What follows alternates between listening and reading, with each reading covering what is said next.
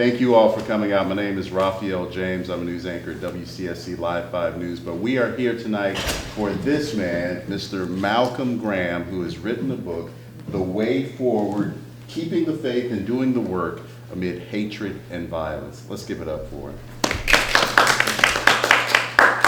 Malcolm Graham is the younger brother of Cynthia Graham, whom this library is named for. She lost her life, or her life was taken away from her 10 years ago at Mother Emanuel AME.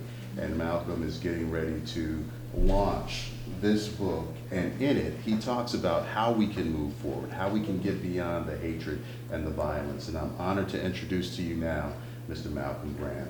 Thank you, thank you. He has served in politics in North Carolina. I missed that part of your bio. He currently serves on city council, and he has run for congressional office as well. So if you wouldn't mind, tell us why you felt it was important to write this book.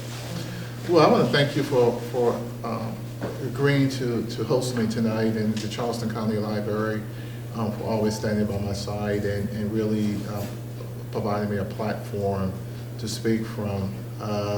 Cynthia was my big sister, and she was a librarian, and she loved the spoken word. She loved reading and literacy and all things books, and I thought it would be a fitting tribute to pit my experience, our family experience in writing, so that when her nieces and nephews ask the question, what happened to Aunt Cynthia, they can hear from our perspective, our generations to come, right? My grandkids, Melvin's grandkids, so they can hear it from us, what happened to their aunt. And I thought it would be kind of cool. I think Cynthia would think it was kind of cool to have a book about her life story and sense in her library. And I thought it would be really important when there's so many attempts throughout the country to erase history, that as we commemorate 10 years of the incident in Charleston, that we talk about it and that we don't back away from the issue, notwithstanding the fact that it's complicated. It's a topic that folks really don't want to talk about, hatred and racism and discrimination, and makes people uncomfortable, but I think we have to do it because I think it's important. We can't move forward if we don't acknowledge what has happened, acknowledge the pain that it caused, and then ask a very pointed question, well, how do we move forward? And so I just wanted to put all that in writing and express myself from my perspective, and be able to continue to talk about Cynthia in a way, not how she died, but how she lived, and more importantly, she would say, okay, after 10 years, enough is enough. What are we going to do differently? How are we going to move forward? And so that's why I wanted to kind of put it all in writing. What is refreshing to me is that you see a way forward throughout what happened and what may be transpiring throughout the country right now. Some people's attitudes may have shifted in a way away from some of the topics and some of the things that your sister stood for. How do you plan to bring everyone all together? You mentioned those uncomfortable conversations. Well, I think you first thought about by doing that, bringing folks together, is by creating a space where those conversations can occur, right?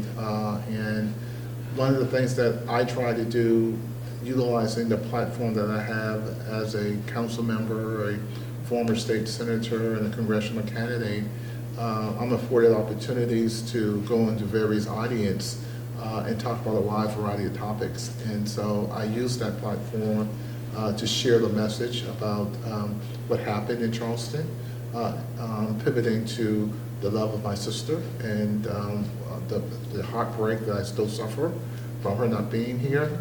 And then remembering what Cynthia would tell me all the time, okay, now what are you going to do about it? Okay, you've already identified what the problem is. Now how are you going to handle it? And that's what the conversations that we would have. So what are you going to do, right? And so what I want to do is just convene people and organize people and talk to people, and that's what we want to do. My brother Melvin and I have been doing that. He's been speaking and and doing interviews, and because one of the things that we both pledged to do was to be her voice, and not be unafraid about telling our story and living on the truth that from our perspective. And so, yeah, so that's what we did. We got to bring people together.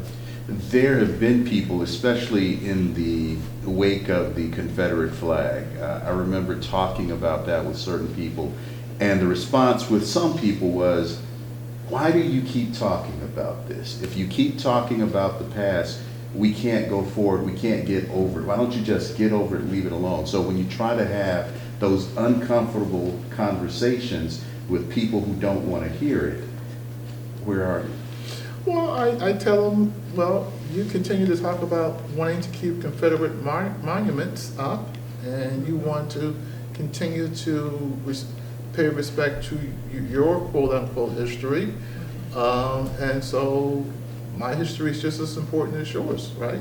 And so the history of the flag has never been about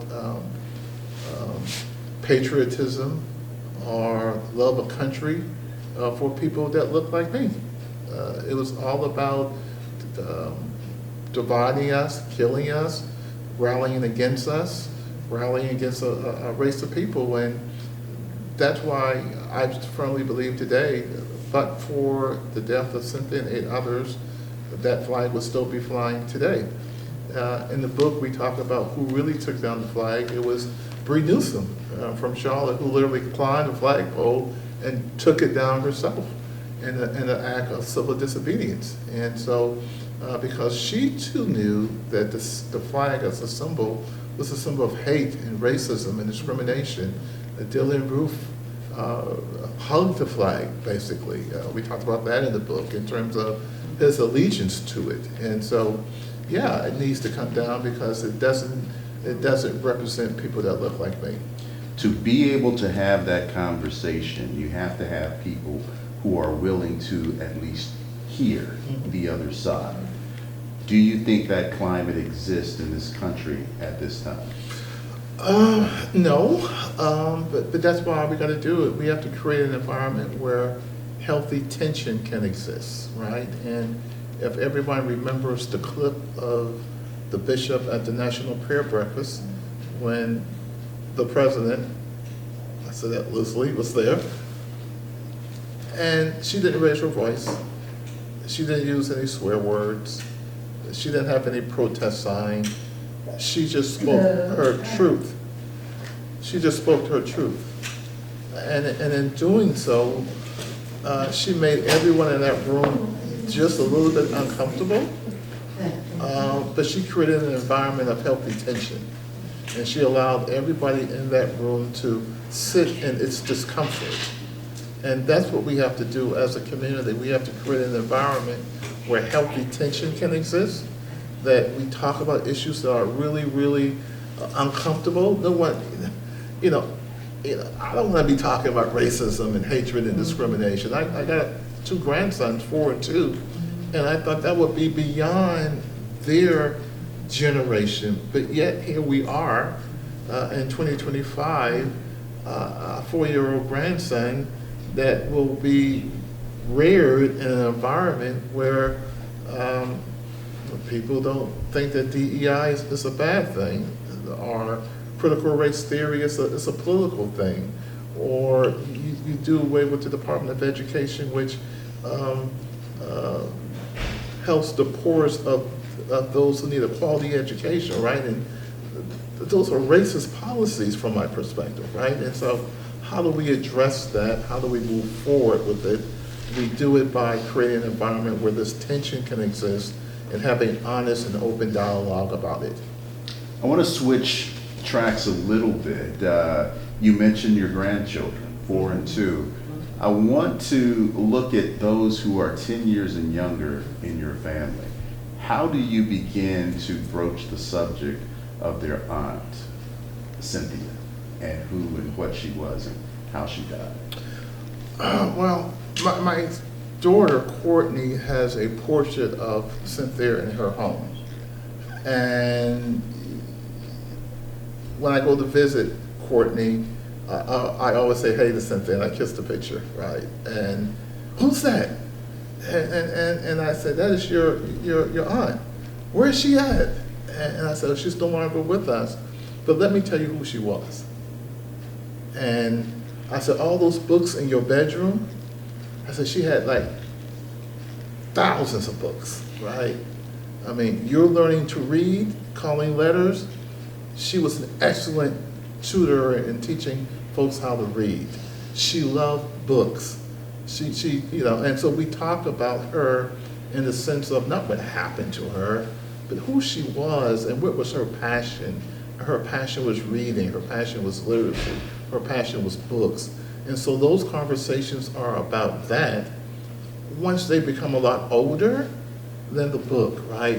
This is what happened in 2015, some 10 years ago, right, to your aunt. And the book describes it from my perspective, right, from the night where I was watching CNN,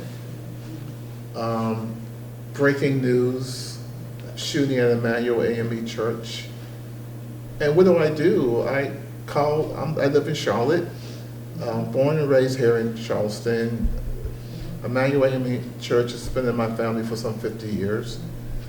Grandmother went there, mother went there, obviously I went there, Bible study, Sunday school, Sunbeam choir. So I called Cynthia. And obviously she didn't answer.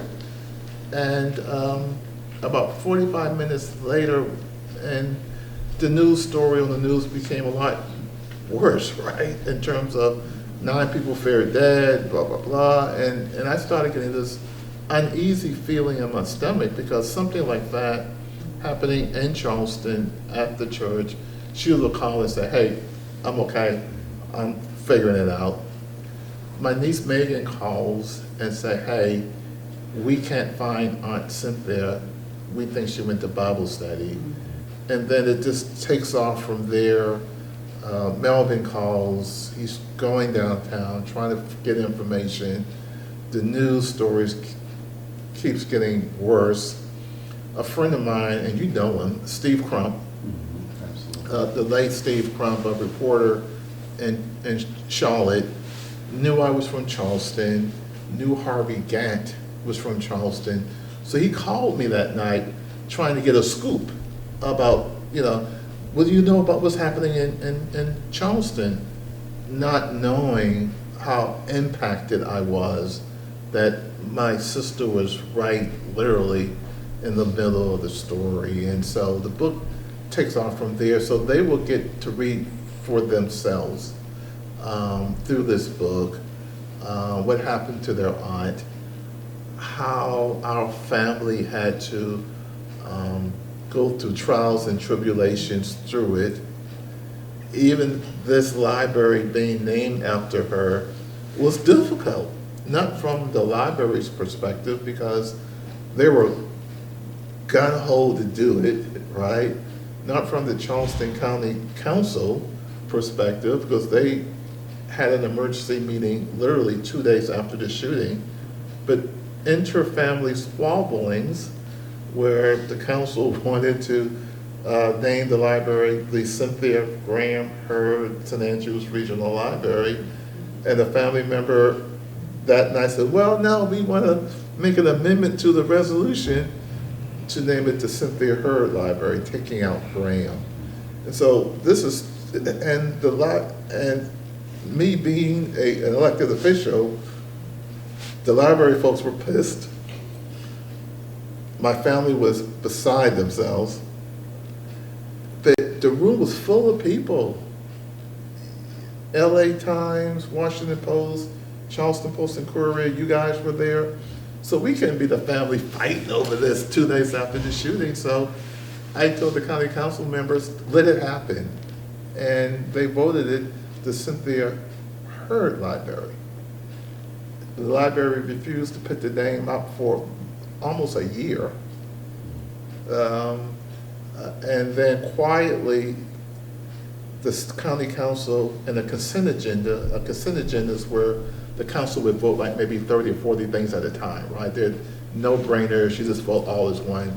They slipped it in to change it back to the Cynthia Graham Hurd St. Andrews Regional Library. That drama was 2 days after the shooting. And it took us, so the book kind of will illustrate to my grandsons not only the public way we had to moan, because all this was public, but some of the internal family stuff that we had to deal with, the hurdles that we had to clear, to reach a point where we could, bury our sister with dignity and grace that she has so rightly earned, right? And so, yeah. As you were writing this, did you ever feel her presence or her saying, say this, or maybe her approval at something you had penned? Cynthia, when it came to grammar and her penmanship was immaculate in terms of her cursive writing. I mean, it was just amazing.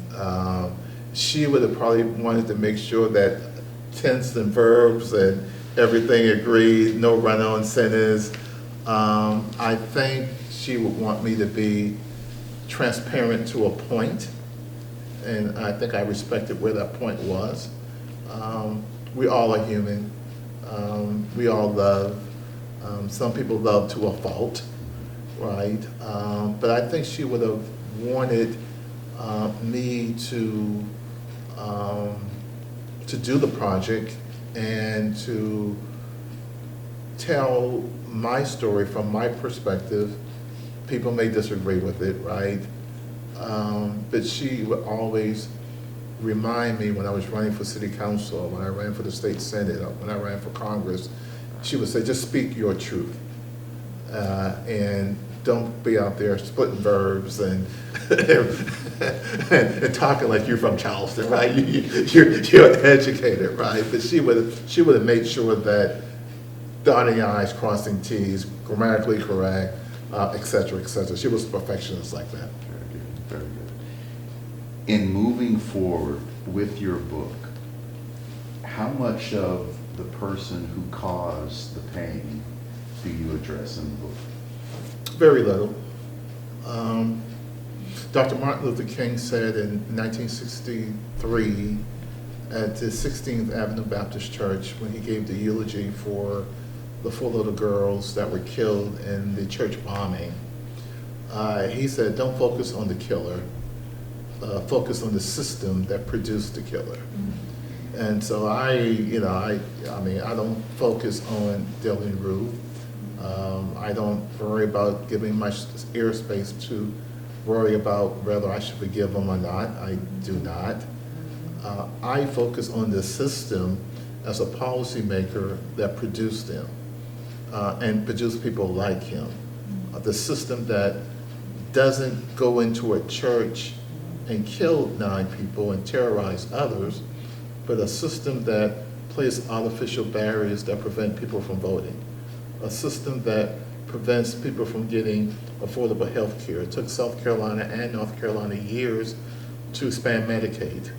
A system that, based on where you live and your zip code, will determine whether or not you get a quality education. A system, a criminal justice system that has 2 different levels of crime and engagement for those individuals who confronts it. I think we got to focus on the system that produced the killer, and it's a political system, right, that can alleviate a department or talk about DEI in such a way that you think that black folks or brown folks are getting something for nothing. I tell people this about DEI. I say, when Jackie Robinson, who integrated baseball, the owner of that club didn't give him a job to be a baseball player because he was black. They gave him a job because they were looking for talent outside of his race. And he didn't care black, white, blue, purple. He was the best baseball player available. And what DEI does is allow people to look outside their sphere of influence for talent that goes unnoticed or untapped, that's being marginalized because of their race. And so so we got to focus on systems and not worry about the fate of Deli Roof or the fate of the white nationalists that killed 9 folks in Buffalo at the supermarket. We can't waste energy on that. Our energy, our focus needs to be placed on how do we fix systems that are discriminating and literally killing people of color every day, not by gunfire, but by systematic erasing them. And every time DEI comes up, I feel compelled to spell it out: diversity, equity, and inclusion. Racist systems and racist people, can either of those be overcome? Racism has been the Achilles heels of our country for centuries. 2025, I think we are seeing it every night on the news. Certainly 10 years ago, it was on public display. The 60s, public display. Going back to slavery, public display. And so, I don't know, right? I do acknowledge the changing demographics of the country. I know there's a lot more black and brown folks that's migrating here. I mean, you can't stop that by putting up a wall. You can't stop that by doing away with diversity and inclusion. You can't stop it, right? So it's going to happen. You can't get upset or angry that you want to make America great again because you were upset because a black man won the presidency, right? Right? So it shows that the country can move forward, can embrace change, that the election of Barack Obama was a mixed blessing because it demonstrates the integrity of our country, that we are willing to embrace these changes, that we're willing to recognize that talent comes in a wide variety of shades and color, but it also, his election, not only once, but twice, brought out the worst of people in our country, right? That we cannot allow this to happen again. We gotta make America great again. And I'm not sure that was for my mother and my father, that my grandparents, that it was okay, but I don't know if it was great, right? They had to suffer through it and work through it. And so, I don't know, that's a tough question. I think history tells us that we have a lot of work to do to get to that goal where systems and people are extinguished because of their backwards views. It's tough. When you're writing a book, they tell you to consider your audience. Who would you say the audience is for your book? First audience, like family, right? I think it's really important that we document from our perspective, my perspective. And, I interviewed Melvin, I interviewed my sister Jackie. Obviously I have my perspective. And so it's just making sure that our family lineage moving forward can hear from us from our perspective, those who are living in this time. And then it's just for a wider audience of people that, we got work to do. And I appreciate the thought of forgiveness and the airplay that was given then and even probably now. That James chapter 2 says faith without works is dead. And so there was a lot of conversation about forgiveness and the church and faith, and I get it. We need to now focus on the work, right? And the work is challenging systems. The work is like go vote. The work is having those difficult conversations. The work is standing up and speaking and rallying. And so we got work to do. Jesse Jackson said that, he said sweat and tears are both salty, right? But they render different results, right? So tears will get you sympathy, but sweat will get you change. And so we have to do the work to create the change that we want. Got to dry our eyes, get off our knees, challenge systems, right? Challenge systems, do what we can as a community of people to let people know that we are here, we aren't going anywhere, that our community has value, and even and I say we, our community, because I fundamentally believe that Cynthia would have said, because we have these conversations, right? We talk about the flag, she was a history, a librarian, researcher, I'm a history nerd, whatever. So we have these kind of conversations.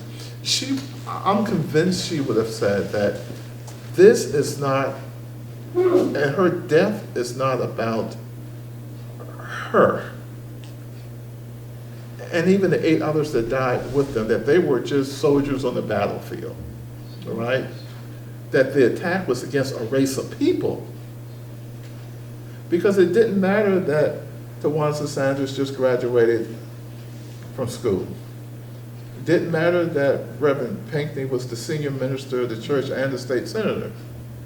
It didn't matter that Cynthia was a librarian for 31 years and chaired the Housing Authority Board and was very vocal in the community. It didn't matter that, Susie Jackson, right? It didn't matter. The only thing that mattered was that they were there and they were Black. So it could have been me there, could have been you there. Our bios didn't matter. And so the attack was not against them directly, it was against us. And so I see it from that perspective, and that's why sometimes it's difficult for me to say that I forgive, because I want my race to be here forever. I don't want it to be extinguished.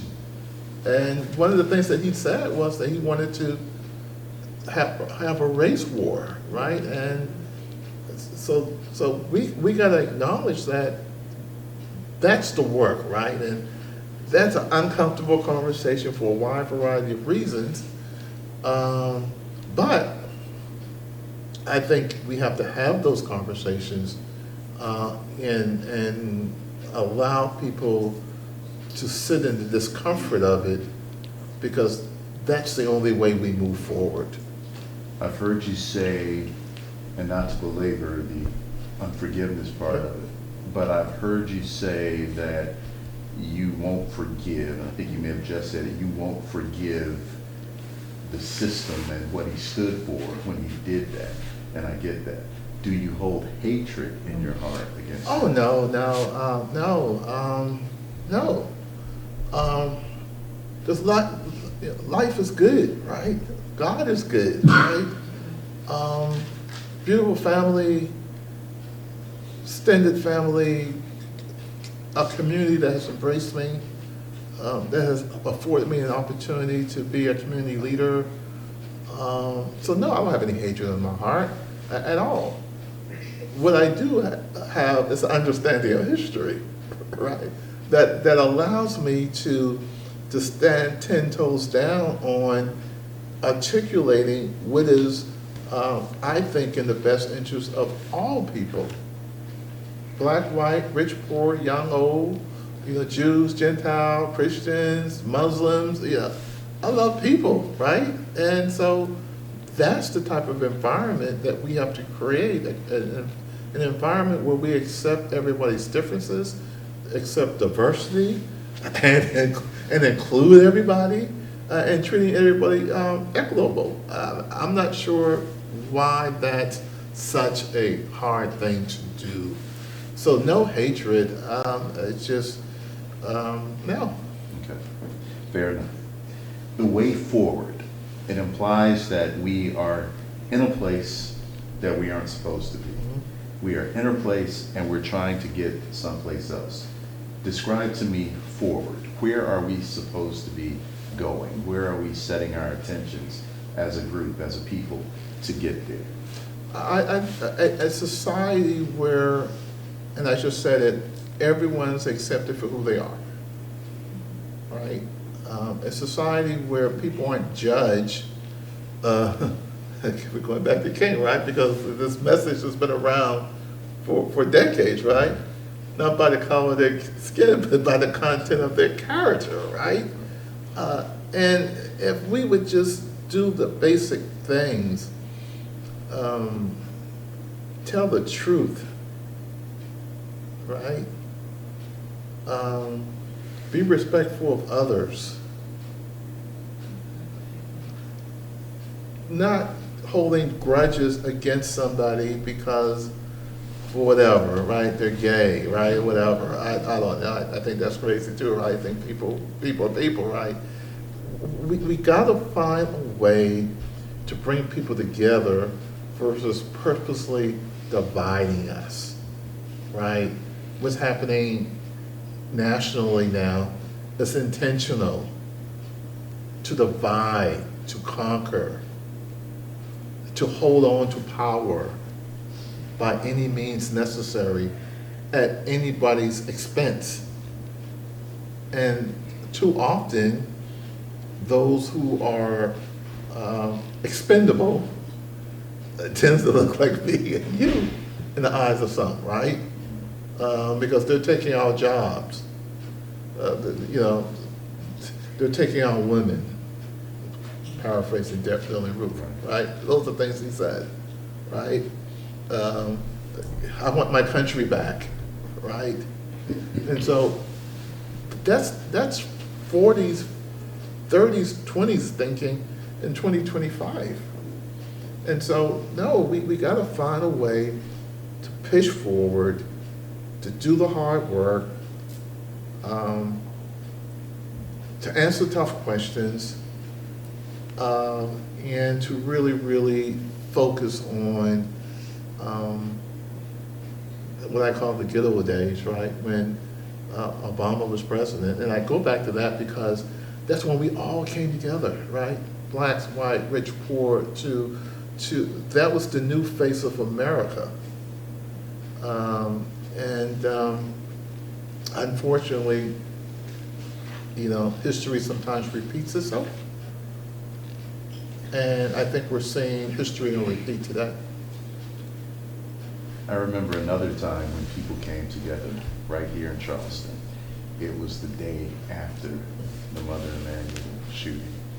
And I was down there on the corner of Calhoun and Meeting Street reporting, and wave after wave of people came and they placed flowers at the foot of Mother Emanuel and candles, and they were crying, they were weeping openly, they were hugging each other. A lady came up to my family and I when we were down there and said, I'm so sorry, I'm so sorry. A white lady saying this to our family. She didn't do it, but it was that grief. I can't believe someone did something so ugly. Yep. Where are we going? We came together then. How long, making you a prophet now, Nostradamus, how long does it take for us to get there, the there that we're going? How many years away is it? Or months? I think it's continuous work. And I think that we need to have the stamina of a marathon runner. And we need to be able to give the baton to the next generation to continue doing the work. Because there will always be people that are willing to scapegoat others and use whatever tools that they believe to advance that narrative that they want to do. And so it's continuous work, continuing education, continuing to demonstrate excellence from the Asian community, the Hispanic community, the African American communities, because this is just not a black thing, right? It's a brown thing, right? And so it's a gay thing, right? Everybody who is somewhat different has to demonstrate that despite that difference. And the same thing, your mother probably told you, my mother told me, you gotta be twice as good. Right? Three times, right? And it's not fair, right? But racism is something, right? And the burdens of racism is something else. It's the only type of situation where the victim is placed in a situation where they have to make everybody else feel better, right? We gotta be the one that forgives, and we gotta be the one that kind of brings everybody together and says it's gonna be all right. And so not only do we have to suffer with the indignity of being pit upon, but we also have to be the one to make it right. We have to bear that burden of make it right. And these are people that have been wrong, right? And so it's continuous work and process. As someone who has lived through such a horrific act, how does it feel for you to see it happen over and over again? You mentioned the Buffalo shootings. We all went through George Floyd and that summer of unrest. How does it feel when you see the unspeakable happen again? Well, George Floyd, the shooting at the Jewish synagogue, the shooting in Buffalo, Audrey running in Atlanta, touring houses, he gets cornered by two white guys, they kill him. The gentleman in New York doing the bird watching, black guy, white women, unfairly accuse him of doing something he didn't do. Wide variety of police interactions that leave black men dead. Again, uncomfortable conversation, but one of the things that Ruth said is that he wanted to start this war, the attack on DEI, the attack on not teaching black history because it may make some white kid uncomfortable, right? Right? Has the war started?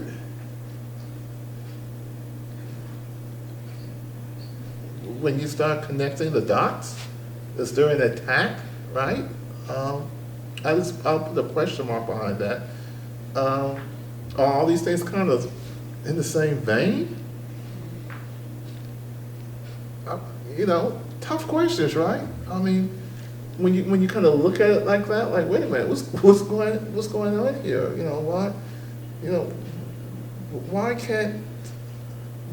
did it take the state of South Carolina, North Carolina, to give over 600,000 folks health care? Many people of color.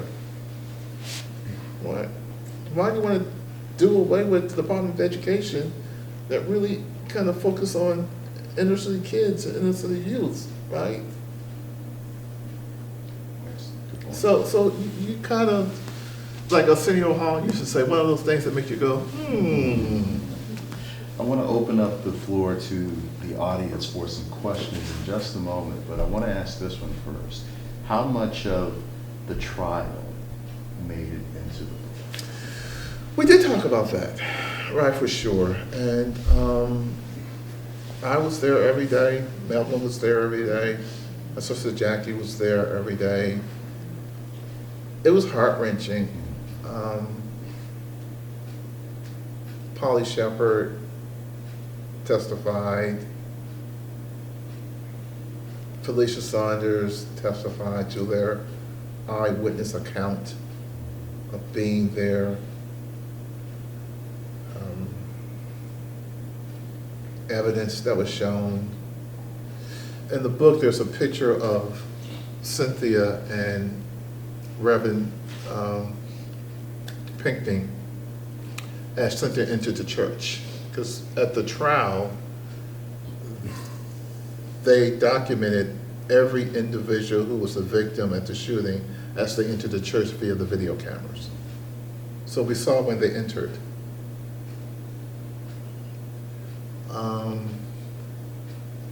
It was tough. Dylan Roof, represented himself, and one of the fears that we had was that, I testified on behalf of Cynthia at the closing of the trial, that he could have asked me a question. He chose not to. He could have asked Ms. Pinckney a question. He chose not to. And so the whole thing was surreal. I'd never been in a courtroom before. Certainly never been in a courtroom that was talking about my sister. We learned things that I didn't know. It was tough. So we did talk about that, and it's the only time where I did kind of focus on Ruth because I had no choice. It was sitting right there. No remorse. He said he would do it again. He came into court one day and they had to remove him because he had a swastika drawn on his tennis shoes. He didn't want to represent himself. It was just tough on everybody. But that's the work, right? Is keep the faith, do the work. That was the work for the prosecuting team and others, and they did a great job. I'll open the floor to anyone from the audience. If you have a question, just stand and give your name and ask your question. I'll jump in there real quick. Okay. One of the things that you said earlier today that I think is fantastic is that you mentioned that this is going to be a celebration of Cynthia. Yeah. I work with Reverend Thompson a lot, and with going out and filming his book tour and his presentations, I had to tell him not long ago that people keep asking him to come out to relive the story. And I had to explain to him that when you're out there doing the work, going back to what you said, even when I interviewed you several years ago, doing the work, is getting people to understand that his tragedy is not his brand. The tragedy, when people are inviting you out, and perhaps because you're starting this book tour, maybe that's a little advice I can throw you, is that people are going to invite you to the book tour, or come out to read and come out and present, but they want you to keep reliving. Yeah. And one of the most powerful things that you can do, and you mentioned it earlier today, is about celebrating Cynthia. Yes. Not Cynthia, but Cynthia. And celebrating her so that people will stop trying to go down that miserable road and then trying to force you to forgive. Yes. I think you're right. And, it's something about history, right? And events, significant events. We celebrate or commemorate the first year. We commemorate the 5th year. We commemorate the 10th year. And then you kind of lose it to history, right? People move on. Other things takes its place. And so Melvin and I and Robert and Gilbert and Jackie, I think I can speak for them. I think we're in the space now where we're in the celebrating. Everybody knows what happened. The book really isn't about what happened, although we acknowledge, set the stage for what happened. But it's really about personal circumstances as we kind of maneuver through something that we didn't ask for. Melvin didn't ask to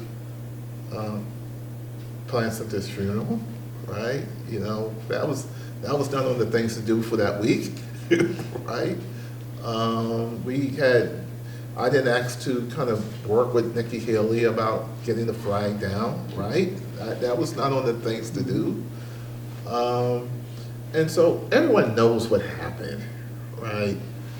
now what are we going to do about it, right? How are we going to move forward? And then we're in the space now where we're celebrating who she was, right? And I think that's where she would be too, like, okay, guys, enough is enough.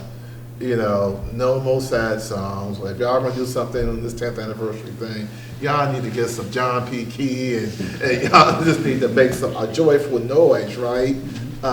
Because I'm good, right? And so y'all need to be good, and y'all need to celebrate, uplift people, talk about faithfulness, right?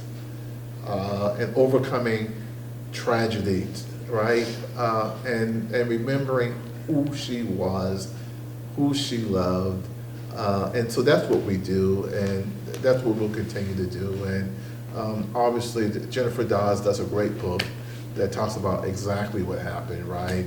This is a little bit different, and it's prescriptive in terms of the last 5 chapters. This really talks about moving forward and remedies for moving forward and action steps for moving forward versus dwelling on dealing with for anybody else, right? It's just being impactful.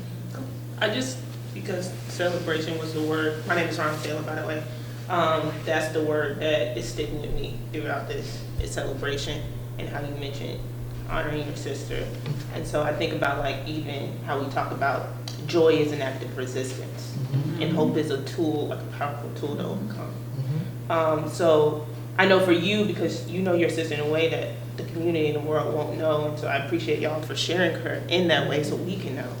But also, how are you encouraging the community, like you were saying, to channel that celebration as well? I think that was just a really good point. Yeah, one of the things, and Melvin and I have to get together, because we're going to do something in June to commemorate and celebrate. And, you know, one of my thought was doing a town hall meeting where we're asking the community, how do we move forward? What are action steps that you think we ought to take as a country to move forward?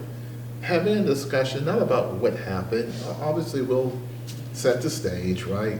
But after we do that, how do we strategically move forward as a collective unit? And that's just not for black folks. That's black folks, white folks, everybody, because we're all in this together. We're all in this together. Yes. Well, I'm Jackie Morfesis. I used to work for CCPL under Marvin Stewart in I'm very emotional about this for a lot of different reasons, many layers. And I want to thank you. This is beautiful, what you've done. I loved hearing your questions and the answers. I'm writing, and I'm not writing because I'm going to write an article, though I do write articles. I have just so many things that were said that are poignant. Soldiers on the battlefield. I see this as spiritual warfare. When I was living in Charleston, I was caregiving to my mom with brain cancer when I saw it unfold on TV. And the first thing that struck me was a dark presence has come over our city.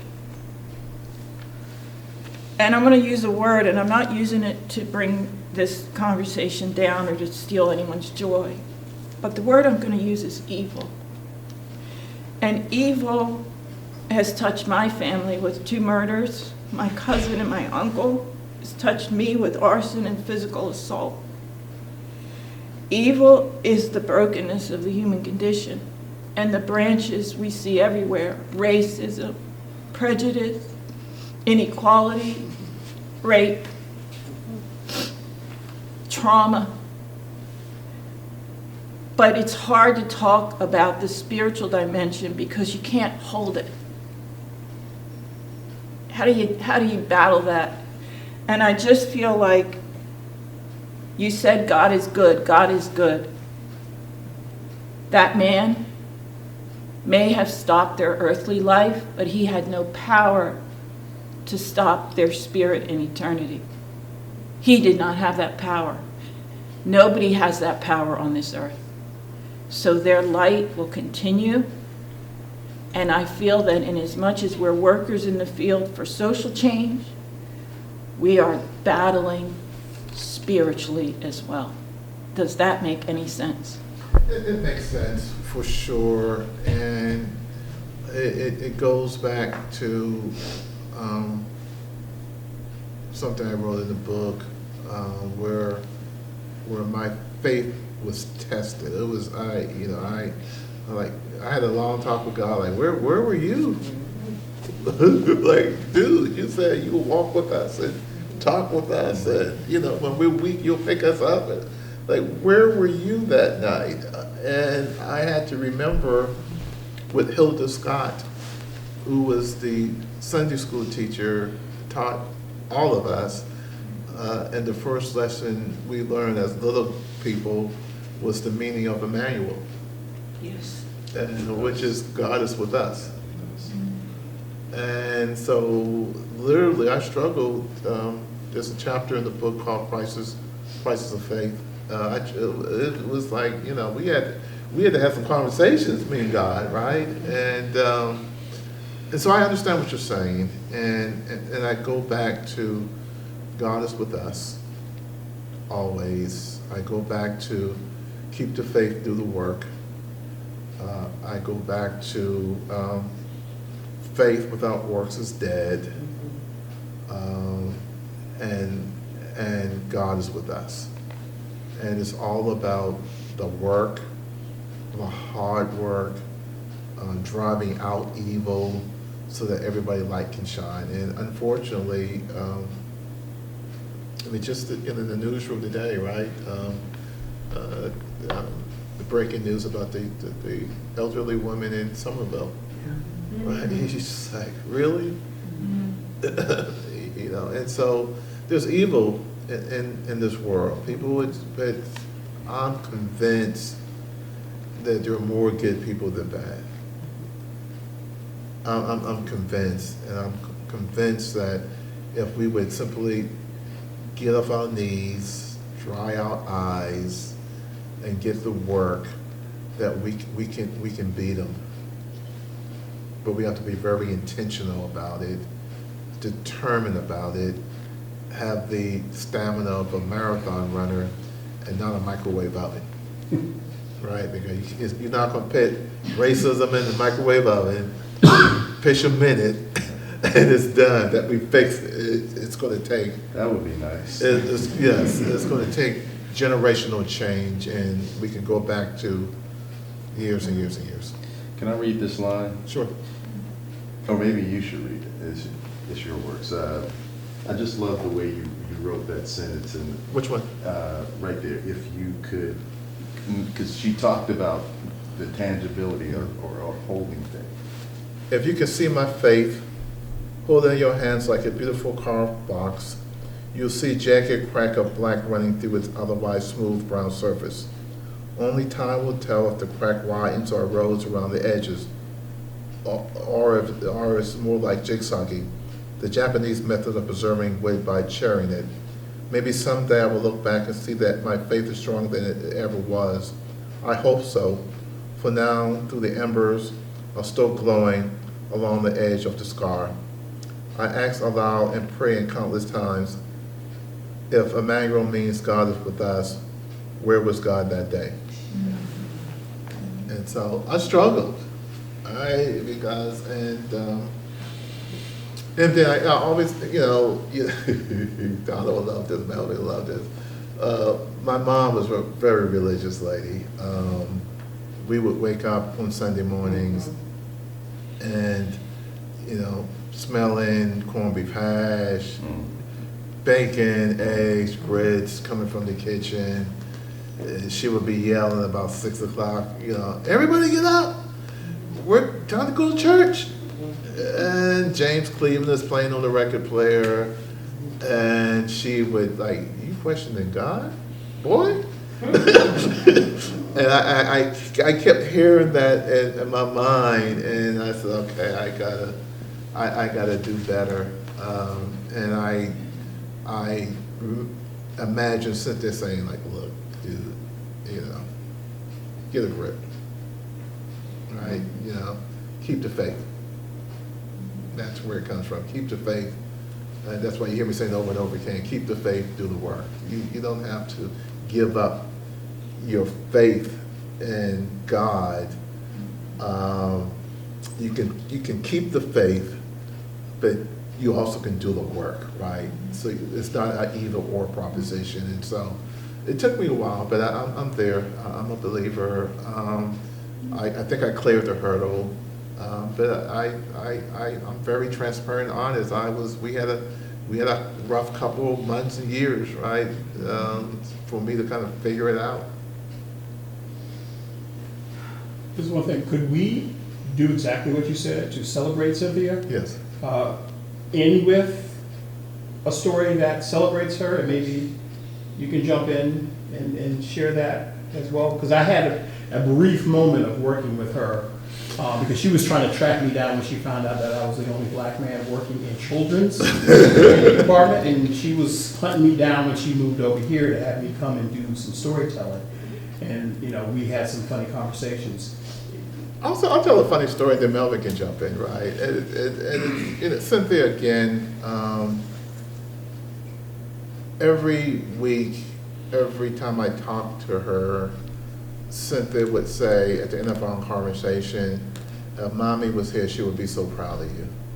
She every conversation, she helped me with all my political campaigns. She would come to Charlotte, hand out leaflets, city council, I ran for state senate, hand out leaflets. And then I ran for Congress. And Cynthia was so excited. She was like, this is it, this is the big time. I get an opportunity to meet Michelle and Barack Obama when you win, right? We didn't win that campaign, and she was in Charlotte, and she said, well, you did it this time. She said, you didn't win the campaign, and I lost my chance to meet Michelle and Barack Obama. And I tell that story, and you said celebrating Cynthia, because they celebrated her in death. I mean, they met with our family after he sung Amazing Grace. He spent about 45 minutes with me and Melvin and Jackie and Michelle and Barack. And we talked about Cynthia. And she would have been like, I finally got a chance to meet them, right? In death. And that was celebratory for her. I knew it was. Like, yes! They were here for me, right? And they know who I am. Michelle knew her bio, and she was your sister. So I knew she read something before she got there, right? And they celebrated her. And so when I think about that, I get tickled pink. Now there's other stories about, I can share with Cynthia about how she, my daughter's a basketball player and a very good basketball player, and Cynthia would come to games and she would be screaming and hollering in the stands, but she never cared about how many points Nicole scored.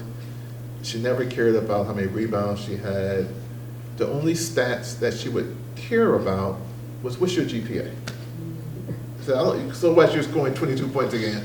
And so that was her, right? She was just joyous. I mean, she was just fun to be around. She's a talker, a little bit like me, just very, very talkative. But she always was a good listener, right? She would just listen.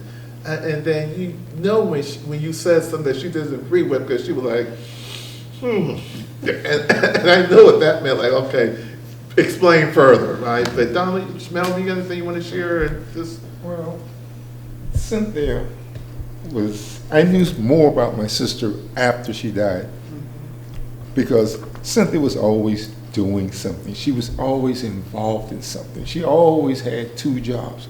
And I'd always tell her, you need to slow down. You need to slow down. But she never would. She was always dashing from here to there. But the one thing about Cynthia, we had a close relationship.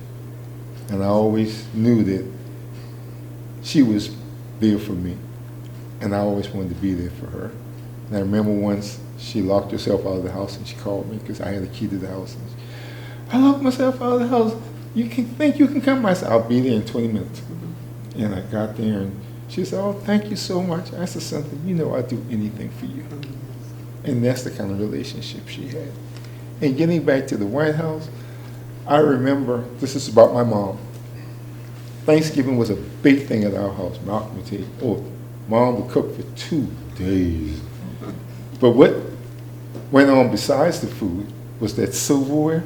You had to polish all the silver. And dop the floor with the buffer. Yes. And when you miss a spot, you're on your hands and knees. Yes. It was a big thing.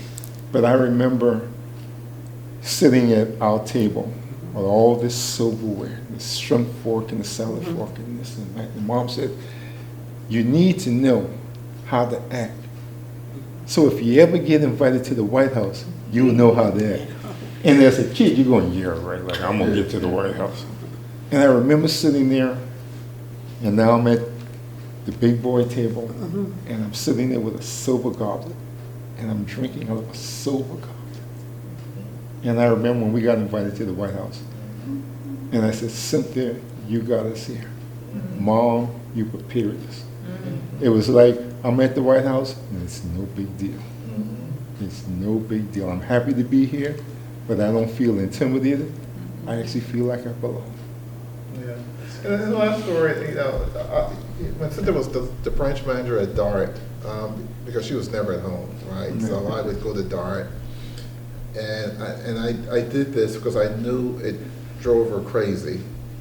I would park in the no parking spot. In front of DART, right there on the side of it, she would go crazy, and I would come in and I would talk to all the workers, and I started a party, right?